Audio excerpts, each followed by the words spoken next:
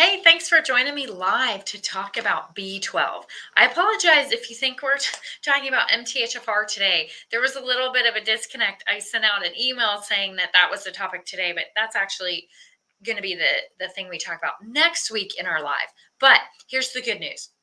MTHFR is all about methylation, which has a lot to do with B vitamins. Today we're talking about B12. So if you're interested in one of those, you'll be interested in both of them. So they're both great conversations to have. So bring bring your questions. I actually had a really great direct message question about B12, and I want to spend a little bit of time unpacking that because I think the the person that asked me this question, I think there's going to be a few of you that have a similar situation, and it'll be a great conversation.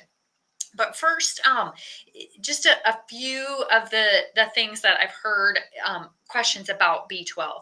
Um, there's a lot of B vitamins. Why is B12 a big deal? So, yes, there are a lot of B vitamins, and they have names and they have numbers. So, it's like B1 is thiamine, B12 is cobalamin, B9 is folate. They have numbers and they have names.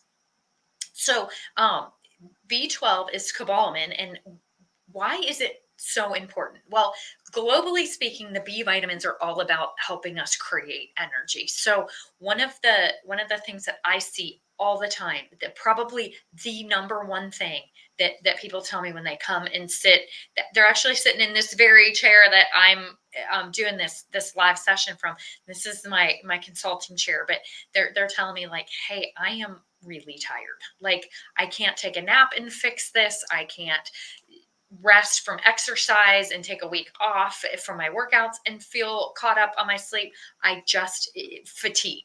I'm so tired. I can't do my life. Tired.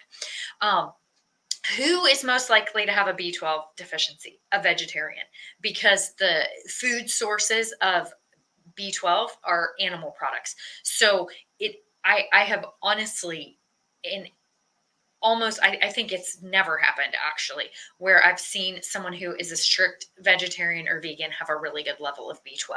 They almost always need to be supplementing and having a strategy around that, because they're not eating the food based sources of B12. Now, that is not to say that it's only vegetarians or vegans that have a problem with this. The other population that is more likely to have issues with this are those that have digestive problems, where not only are they not absorbing B12 very well, but they're not absorbing a lot of nutrients.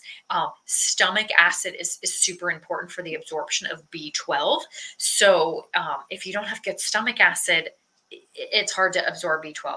Those with autoimmune conditions can have trouble too, because there's something called intrinsic factor that is important in the absorption of B12, and you can actually have an autoimmune condition where your body's attacking intrinsic factor, and you don't absorb B12 for that reason. So that's a little less common, but I'd say most common is not consuming it in your food, whether you're a vegetarian or just not consuming enough animal products in your diet. Then second is digestive issues, specifically with stomach acid, and then the third is an autoimmune condition. Um, what happens if I've had B12 for that's been low and it goes on for a long period of time? First of all, let's talk a little bit about the symptoms of what low B12 actually feels like.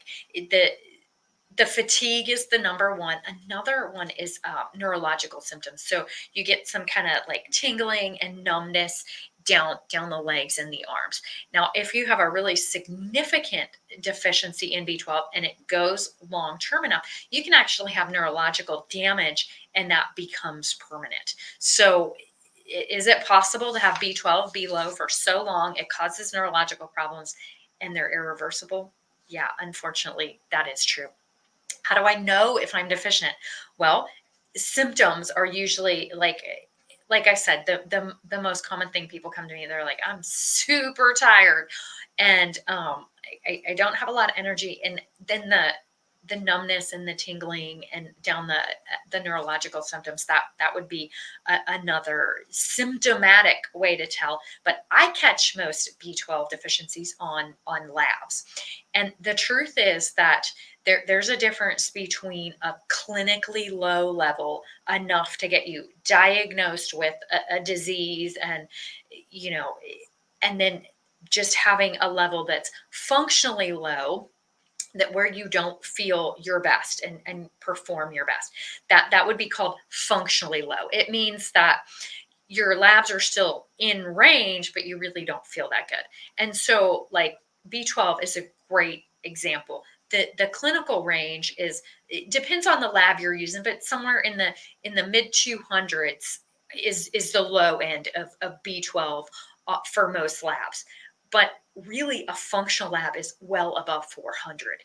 And to even expand on that a little bit, most people I see, they feel the best when their B12 is in the 600, 800 range. So big difference. You're not going to get diagnosed with low B12 until you hit less than the mid 200s, but really you're going to feel best when it's 700, 800. So there's a big difference in there. So that's why I test people, number one, and I test them using a functional or optimal set of lab ranges versus just, hey, what's the world say about that? So do I just take a supplement if I'm low? So here's how I approach it. If someone is really low on B12, like they're sitting here and it's in the 100s, or it's not quite 200 or low 200s, we need to usually do something a little quicker than a supplement. Now, that's not to say we don't want to add a supplement, but that's a little bit longer game plan. That will raise it slowly and keep it elevated as long as we get it up. So if someone's that low, shots will do it, and so will infusions. So there's two ways we can go about that. I don't do those in the office, but I know when they need to be done, and I help connect the person to the right solution for that. So usually what they'll do is, if your B12 is low enough, it's a series of shots until it gets up. And then we go, well, why did it go low in the first place? Let's unpack that. And maybe you need a supplement. Maybe you need to look at your digestion. Maybe you need to eat more food sources of B12. We need a strategy. So I think supplementation is part of the strategy. And I have a really great supplement that I use. It's called MitoCore by Orthomolecular. And I use it as a multivitamin energy support. And it has a lot of really good B vitamins. B12 specifically is in there too. So that's the one that I like. And you can visit my Full Script account platform if you want to, and set up an account. And I have a link bio page. It's lnk.bio/Dr. Jenny, and that has all of that information. Like if you want to check out ordering platforms and stuff like that, MitoCore is the one that I really like. But I also think it's important for us to understand, why did it get low, and look at all those underlying causes. That's a big thing too. So that's, what do you do if it's low? You get it up, because you'll feel better. Can you overdose on it? Yes, you can, actually. Just like anything, too much of a good thing is no longer a good thing. Now, B vitamins fall into the category of water soluble. That means that you excrete via the urine anything that you aren't using. So there's way less of overdosing on a water soluble vitamin than there is on a fat soluble vitamin. Your fat soluble vitamins are going to be your vitamins A, D, E, and K. So those, it's easier to take too much of them. They'll store in the fat. You have to be a little more careful with fat soluble vitamins. You still don't want to overdo B vitamins. And I do see this because, like I said, I run this lab on a lot of people, and some people have really high levels. And those are usually the ones that are taking it in, taking B12 isolated. That's the only B vitamin they're taking. And they're taking some like Monster Energy support or something, like really huge dose of B12. So that's why I like to use the MitoCore, because it has a good balanced dose of all the B vitamins. And then it's also important, I think, to talk about the form of B12 that you want to be taking, because it comes in different forms, and some are a little bit more usable to the body. And that's where we're going to talk about that next week on the methylation side, the MTHFR. The That's all about kind of the forms of vitamins that you can absorb. But in the case of B12 or cobalamin, you want a methylated form because that's going to be the easiest for your body to take in. It's called methylcobalamin. So when you look at your ingredients, it'll say methylcobalamin. If you see something called cyanocobalamin, it's a little bit less attractive of an option, in my opinion. It's cheaper. It's what's in a lot of vitamins, quite honestly, because they're trying to get these things to market with the least amount of cost, not asking the question of like, what's really better for my body and what's going to be absorbed. It might be worth paying a little more for a variety and a version that's gonna do that. So those are some of the questions that I had.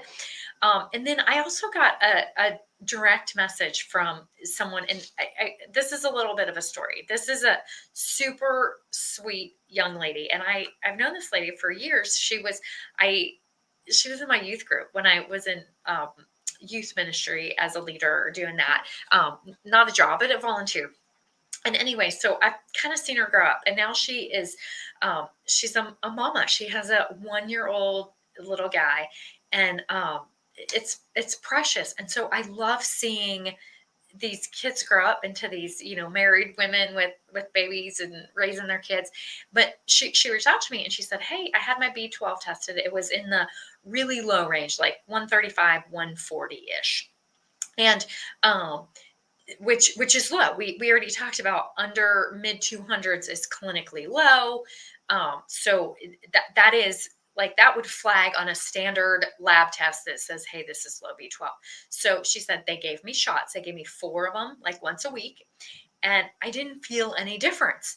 I think I need to talk to you because I don't feel good. And so the first thing that I did is this is not about a number on a piece of paper. This is about a young lady who doesn't have the energy to parent a precious 1-year-old child. And she is probably struggling. She's probably struggling to get out of bed in the morning. She's probably struggling to get through her day. And y'all know, if you've been chasing a toddler around and have had a 1-year-old, you know what it's like. I have 2 grandkids, one's 2 and one's 1. And we were babysitting this past weekend, and my husband and I looked at each other. We're like, how do we do this? Like, they take a lot of energy, and if you're tired, you're not bringing your A game. So that's the first thing, is like, this is not about B12. This is about quality of life and having the energy to do what you need to do. So, okay. I actually reached out to her and I said, hey, I think we need to speak one-on-one. Let's have a discovery call. That's what that's called. You can check out that link bio too if you want to speak to me one-on-one about something personal. But there's so much in that I wanted to share. And the first thing is, okay, they gave her a low number on a test, and they invoked a solution, which was, in her case, B12 shots, and she didn't feel any different. There's so many questions I have there. Did anybody follow up after those 3 shots and repeat the testing and say, okay, her B12 was here. She had 4 mega doses of B12. That should bring up the B12. Where is it now? If that hasn't been done, that's the first thing that I would say is like, does she not have enough B12 because she's not being exposed to it? Did anybody ask her about what she's eating? Is she vegetarian? Is she, I don't know these things. So that's where it's really important to listen to people, to collect a good health history, to consider the whole person, not just a number on a lab, but the whole story. So that's number 1. Did we have a situation where we did something and it worked or it didn't work? We don't even know. And so let's say she had 4 shots of B12 and her B12 went way up, and it went from 135 to 400. And that should be enough of a difference clinically for her to feel better if that was the problem. So that's number 2 consideration is B12 the reason she doesn't feel good?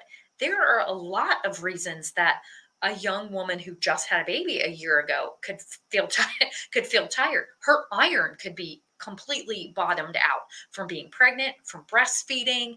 And that's another thing that's not being tested routinely and correctly, because and that's, we need to have a whole nother session on that. There's some things you can look at. There's some sensitive markers for iron status that aren't routinely being done, and people are told, oh, your iron looks fine, and it's not. It's in the toilet, and no wonder you're tired. Okay, so there's all these other things. Could her thyroid be off? You bet it could. Could it be an autoimmune thyroid showing up after pregnancy? That's the number one time that an autoimmune thyroid problem shows up, is postpartum. So like, all these things have to be looked at and analyzed so you can help her. Okay, let's say in number two scenario, let's say she had 4 B12 shots and her B12 didn't go up. It went from 135 to 180. And like, it went up a little bit, but not what you would expect given a huge influx of B12. Well, then we start looking at stomach acid or autoimmunity. Like, is that an issue? Is she attacking her intrinsic factor? And now she's never going to absorb B12. You could bathe her in it and it's not going to work. So that's the other thing. So those are all the things that, like, you look at a person. That's functional medicine, looking at the person like a whole person, and trying to help, not just solve the problem on the piece of paper, but solve the real problem. Is like, I feel like I can't be a mom because I'm so tired that I can't get out of bed and take care of my 1-year-old. And I just want to take a nap with him all day. And he's ready to go run around in circles at the playground because he's 1. So there's that. And then, then there's the other question of, say that she did raise her B12 with shots. We had 4 shots and it went from 135 to 400, 500. She feels good. Even if she feels better, what's the plan to keep it there? No, nobody is anybody having the conversation with her of, okay, now that it's good, let's change your diet. Let's get you some ongoing supplements, whatever. So that's where it's like, it's more than just a simple question. And so I just wanted to share that story in case that's you with a question like that. That's what we're looking at. So again, I apologize if there was some confusion on, you thought we were talking about methylation and MTHFR variants. We will do that next week. So this is you get just an extra week to think of a question or something like that. If you have a question about about the upcoming topic, which is methylation and all of that, put it in our Q&A group. If you haven't joined yet, and it's free, just join. That's a great place for me to just go in there really quick, check for questions. In fact, this B12 conversation is happening because someone, when they entered the group, I said, what would you like to hear more about? And she said, I'd like to know about B12. And so that's where this is. And then I get questions from direct messages and things like that, and it colors this conversation. Next week will be methylation. So post your questions in the Q&A group, or send me a direct message, like on Facebook or Instagram or something like that. If you have a question that maybe you're not comfortable sharing in a group setting, like that. But chances are, if you have a question, somebody else has a question. So also share this link for this Q&A group and these lives with your friends, because the entire reason I am having these conversations is because even though I love to work one-on-one with people, and sometimes people need to have their labs done, they need to sit down and be heard, and they need someone to help them sort through these questions. Sometimes they just have a simple question. And that was my heart behind creating this group, is a place to answer simple questions. If you don't need blood work and you don't need to talk to me one-on-one, I would love to help just by answering a question if I can. So help me share this group and get this information. I think people need this information. Otherwise, I wouldn't waste my time doing it. But anyway, thanks for joining me today, and we'll talk again soon.